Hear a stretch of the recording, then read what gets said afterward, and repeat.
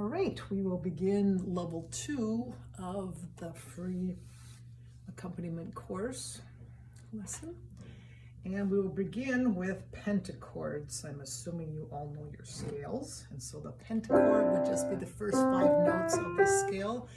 And I teach this first to the kids to help them figure out what the chord is. And they would have learned that in their lesson a little bit. And if you take every other note, the 1 through 5, you're going to create your chords. So we'll start with C. To the D pentachord. Ready? Go. Change to E. F.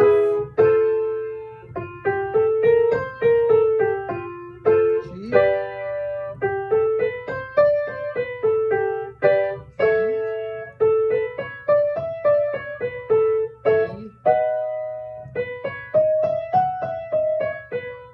And C.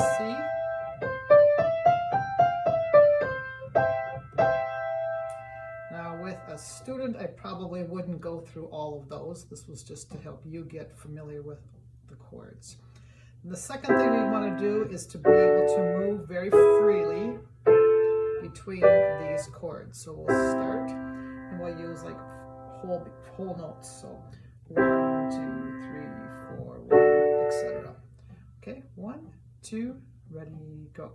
1, 2, 3, 4, 1. And look ahead. 3, 4, 1, 2, 3, 4, 1, 2, 4, 1, 2, 3, 4, 1, 2, 3, 4, 1, 2, 3, 4.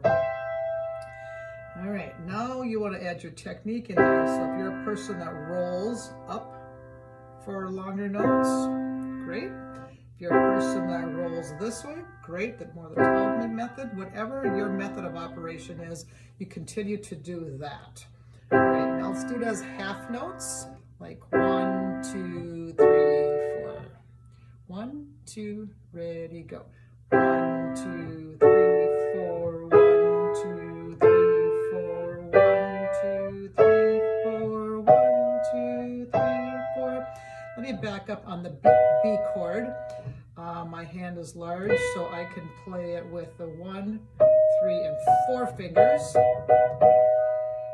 You can also play it with 1, 3, 5 fingers. Just scoot ahead a little bit, because of course we don't want to turn the wrist. We want to keep it nice and straight to prevent carpal tunnel syndrome. And I'm also pressing the chords pretty flat, or I call them pips. Instead of being on fingertips or pads, I teach the kids to be more on the pips, a made-up term. But instead of, the hand gets really tight if you're always playing chords with a claw. So try to keep that relaxed. All right, now let's play them as quarter note rhythm. And if it's more comfortable for you to play 1 octave above C, that's great too. It doesn't matter where you play, we're just learning those chords. All right, 1, 2, 3, 4. 1, 2, 3, 4, 1, 2. All right, let's go backwards. That speed. 1, 2, 3, 4.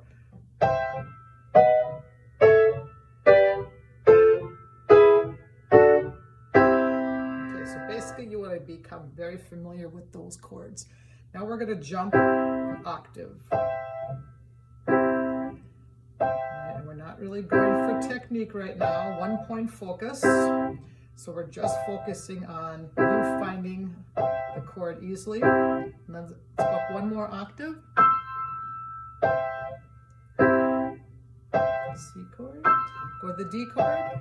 Now before you get there, you want to form that. The C chord was a little bit flatter, so now we have the black key, so it's that little triangle, and you want to kind of lock your hand gently, but you don't want to, again, have that claw. Just gently move to a higher key. Ready?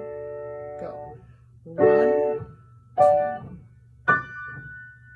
Repeat.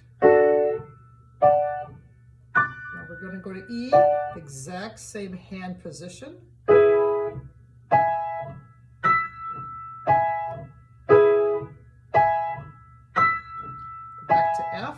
got that same 3 white key hand position. Ready, go. And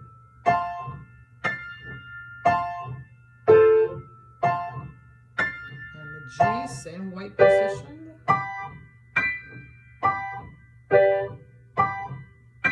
A, group 2, if you call it that. Group 2 chords. And that B, of course, stands alone. Another shape, just like that. And stop. Alrighty, now we will go to the Mary Had a Little Lamb sheet. Let me get that out.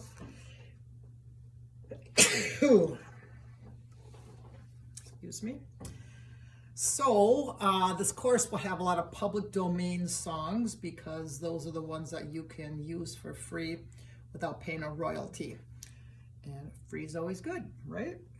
And so I would have gotten these off the internet instead of typing all this out, even though of course I could do that way quicker. We would learn in the course how to get the songs off the internet for free and to help your students do that. So this looks a little strange probably unless you play guitar, because this is just the kind of music that I played when I played guitar. And so with guitar music you have the chord, and I chose this song for 3 reasons. Number 1, like I said, it's public domain. 2, it has only 2 chords, the 1 and the 5 chord. And then 3, it is a song that kids know already. So I start with something familiar. For them to be able to play this style, you really have to know the songs. If not, because there aren't a lot of guidelines, and so you just have to know the song. And when I play songs for them, like Cockles and Mussels, which we'll do today, none of the students knew that, but I tape it or I record it on a tablet or their phone a week ahead of time, and they listen a lot to that. They have to know the song before I will teach it to them. All right, so on Mary Had a Little Lamb, we're just going to keep playing D all the way across until we get to the A7 on that word little. And lit is the syllable. It's important that we go on the syllable and then again on lit. So it's going to be like this. Mary had a little lamb, switch, little lamb, switch, little lamb. Mary had a little lamb, its fleece was white as snow. All right, let's do that together. And again, keep your hand locked. I'm also teaching you some things to help your students when you're teaching them. But we don't want to go like this and then go to this position and come to that. There's no reason to do that work. Just hop over like that. And I usually start in the key of D just because this chord is easier for kids to do. Now, if you have younger kids, maybe a 7-year-old, 6 and 7-year-old, you might want to just play the 5th. And a 3, 4, or 5-year-old, I might just use my thumb, but I still sing. Mary had a little lamb, little lamb. And they're still very thrilled to do that. All right, put the D chord on. 1, 2, ready, go. I usually get 4 beats.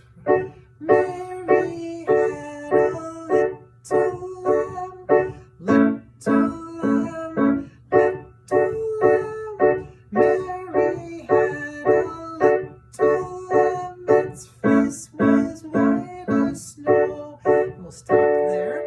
Now, if you look at what did we do? Mary had a little lamb. So we were playing quarter notes in 4/4 rhythm. So you could also play half notes, which would be 1, 2, 3, 4. Play it. Ready? Mary had a little lamb, little lamb, little lamb. Mary had a little lamb, its fleece was white as snow. I know that's probably very easy for you, but I'm helping you to know how to teach a child this. And then we're going to go to a whole note. So we would actually put our hand down on Mary had a little lamb. And in the next class, we would go through putting slashes in or try to figure out to help them get a visual of how to do this. Some kids need it and some don't, and maybe you need it because you're used to having music. You want to get away from eventually writing it in because this music is free. You want to be free from music at all. You want to just completely be free from music. You want to just be able to play these pieces because you can hear that the chords are changing. Okay, whole notes. 1, 2, ready, go. Mary had a little lamb, Mary had a little lamb, its face was white as snow. So you kind of got to know your student. I usually start with this whole note because this concept is all new to them. Give them time and then go a little bit faster. And then I would move over to Cockles and Mussels because the first week they only should have this right hand because that's enough to work on. New concept, new chords, everything's new for them. But on the recording, I'm going to play a more advanced version of what they are going to do that week, and that is to inspire them and also to see, of course, what's coming ahead. In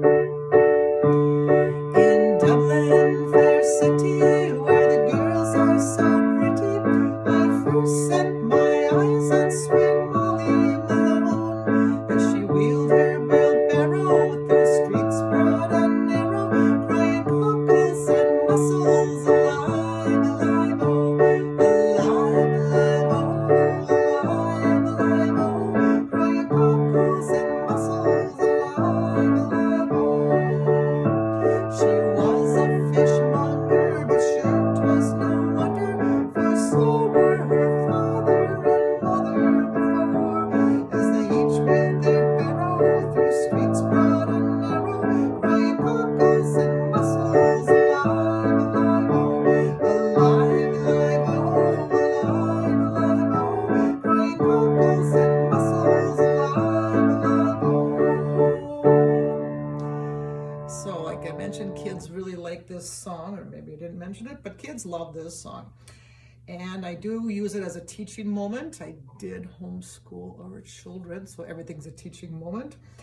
And so we talk about where is Dublin, who's Molly Malone, what's a wheelbarrow, what does it mean she went through streets broad and narrow, selling these cockles and mussels, what are cockles and mussels? And so it's a very, very fun song, you know, to learn about. And then the next week I would ask them, and they always know all the answers. Another thing I do with this song is it's one that I sing at the nursing home because it's a fun song. People do know it in our area anyway. And then when we get to the alive, alive, oh, I have all the residents and the children raise their glass because it's kind of a drinking song and it doesn't have to be alcoholic beverages. We raise our water, but it gets the residents doing some calisthenics, and if you can be a double-fisted drinker, they go like that, and they really like that a lot. So, all right, let's work on that. Right now we'll just use right hand. 1, 2, 3, 1, 2. In Dublin, fair city, where the girls are so pretty, I first set my eyes on sweet Molly Malone, as she wheeled her wheelbarrow through streets broad and narrow, crying cockles and mussels, alive, alive, oh, alive, alive, oh, alive, alive, oh, crying cockles and mussels, alive, alive, oh, etc. And you can back up the video and then play your right hand all the way through that. All right, so the next thing I will do with you guys, but I don't think I would do with the students right away, and that's, I do it in subsequent weeks, but not the first one, is we are going to change octaves. And I don't generally do that on this song, but it's just for educational purposes right now to get you freely moving around. Here we go. In Dublin, fair city, go to A, where the girls are so pretty, I first set my eyes on sweet Molly Malone. as she wields her wheelbarrow through streets broad and narrow, frying cockles and mussels, just one set of A. Alive, alive, oh, alive, alive, oh, alive, alive, oh, crying cockles and mussels, alive, alive, oh. You can always add a fun ending, put the pedal down, and be dramatic. All right, the second thing we're going to do is add this bass note, I should say, bass note to the chord. So in the song, if the song is in the key of D, your right hand thumb is going to go on D, and your left hand thumb is going to go on D. That's the style we're doing right now. It will change later, but right now we're very safe to say that, and I absolutely tell that to the students, what we're going to do. And the left hand is not going to move. You're going to put it in a 5-finger pattern, and so your ring finger is going to go on A, and your thumb's on D. And we're just going to do that. Now this would be the second week that I would use this for a student, and I go all the way through Cockles and Mussels, singing the song, just like I did with a whole note.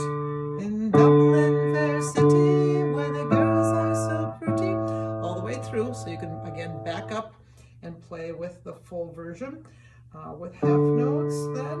In Dublin, fair city, where the girls are so pretty. And if you want, quarter notes, but I don't really see a reason to do that. And then when you get ready, when you're comfortable, we're going to do 1, 2, 3, and we're not going for technique here. Again, 1-point focus. We're focusing on the coordination of left and right hand if this is new to you. Now go to the A, back to the D, start to sing. We're slower this time. In Dublin, fair city, where the girls are so pretty, I first set my eyes on sweet Molly Malone, as she wheeled her wheelbarrow through streets broad and narrow, crying cockles and mussels, alive, alive, oh, alive, alive, oh, alive, alive, oh, crying cockles and mussels, alive, alive, oh. If you want to challenge yourself, you go 1, dun, dun, dun, dun, dun, dun, dun, dun, dun, dun, dun. You might want to add pedal in there, right here. So sorry, 1, 2, 3, 1. So I can hold that.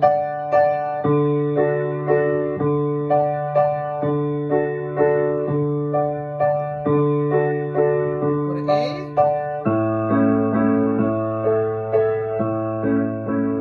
Back to D. We'll begin again with verse 2.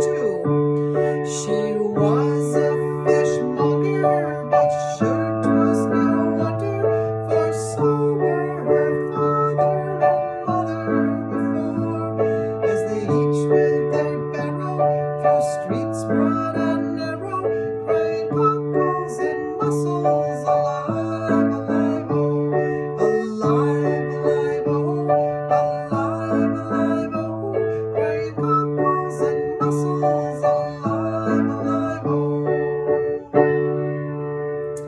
All right, and that I would also teach Mary Had a Little Lamb the same bass and chord concept, because if we just do something in 3/4, it's they get it in their head that they can't switch to 4/4. So we go back to Mary Had a Little Lamb, and we teach 4/4.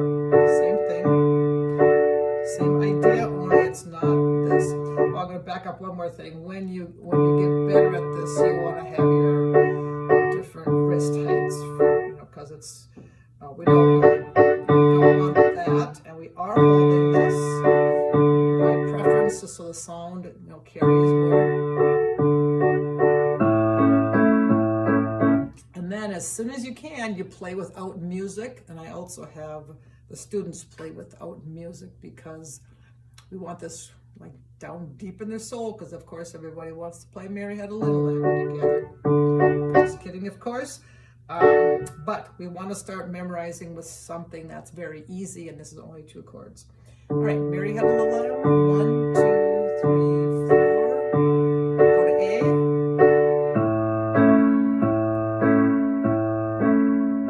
To D.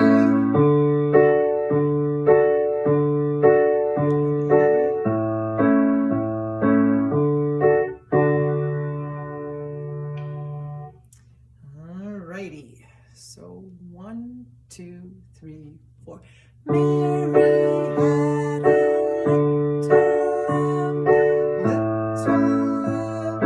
lamb, Mary had a little lamb, its fleece was white as snow. In the class, we're going to be going through these songs in a long way, and we will change them to other keys also. Another concept I'd like you to learn, to work on,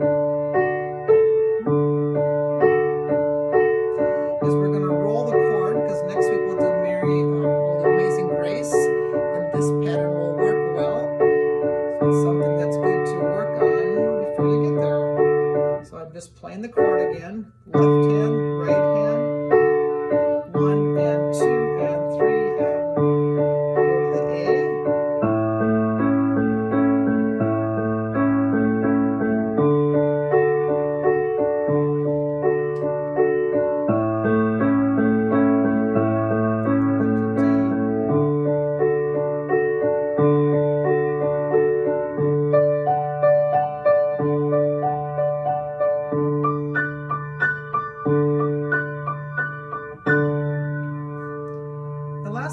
Talk about is to play something that I learned from another course.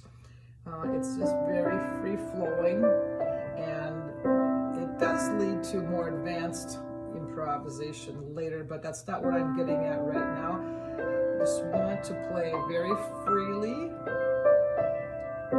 Just be very comfortable moving around. That's one concept. You definitely want to have your pedal down because this does not sound very free-flowing.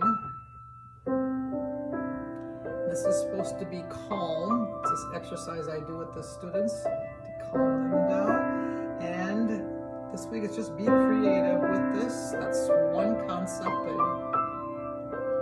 the second one would be a pinky.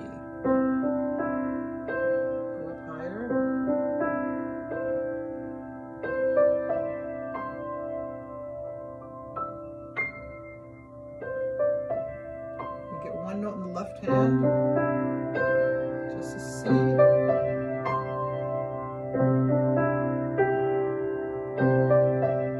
a pinky can go on the lower C.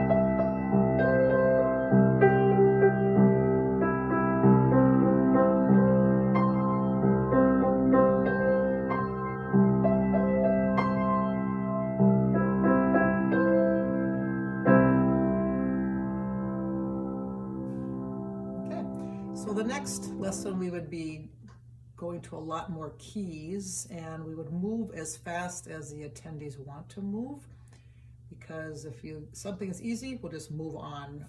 Just depends upon how quickly you catch up. All right, hope you liked it. Thanks.